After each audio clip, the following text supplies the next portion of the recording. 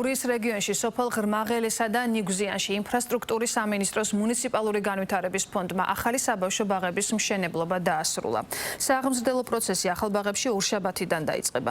დასრულებული პროექტები ინფრასტრუქტურის მინისტრმა მუნიციპალური განვითარების ფონდის აღმასრულებელ დირექტორთან და ხელისუფლების სხვა წარმომადგენლებთან ერთად მოინახულა. თანამედროვე სტანდარტების შესაბამისად მოწყობილ შენობებში გათვალისწინებულია სკოლამდელი განათლებისთვის აუცილებელი ყველა პირობა, სასწავლო საძინებელი და ადმინისტრაციული ოთახები, სამზარეულო შიდა და გარე სათამაშო ზონები და რეკრეაციული სივრცეები. ჩვენ დღეს ღრმაღელეში და ნიგზიანში დავათვალიერეთ ბაღები, რომელიც უკვე ორშაბათიდან მიიღებს ბავშვებს და რაც თავისთავად არის სასიხარულო ძალიან. ჩვენ აქტიურად გავაგრძელებთ მუშაობას იმისთვის, რომ მსგავსი ინფრასტრუქტურა გურიის რეგიონში აქტიურად გაგრძელდეს მშენებლობები და დაიწყოს ახალი მშენებლობები იქ, სადაც ამის მოთხოვნა არის.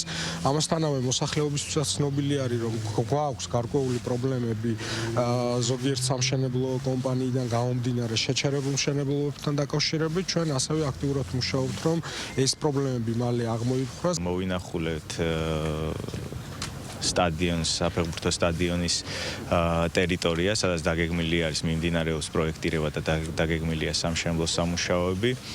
ზოგადად ბაღების მიმართულებით წელს გეგმავთ 100 ობიექტამდე დასრულებას, რაც საკმაოდ დიდი და მნიშვნელოვანი რიცხვი არის, რაც 2026 წელს გვაქვს შესასრულებელი. ინფრასტრუქტურა თანამედროვე სტანდარტებს შეესაბამება და შექმნილია ის გარემო, რაც ჩვენს აღსაზრდელებს ჭირდებათ. ჩვენ ვაგრძელებთ მუშაობას ამ მიმართულებით და რა თქმა უნდა, ბევრი სიახლე გვექნება ის პრობლემური ობიექტები, რომლებიც არის ამ მიმართულებით დარჩენილი.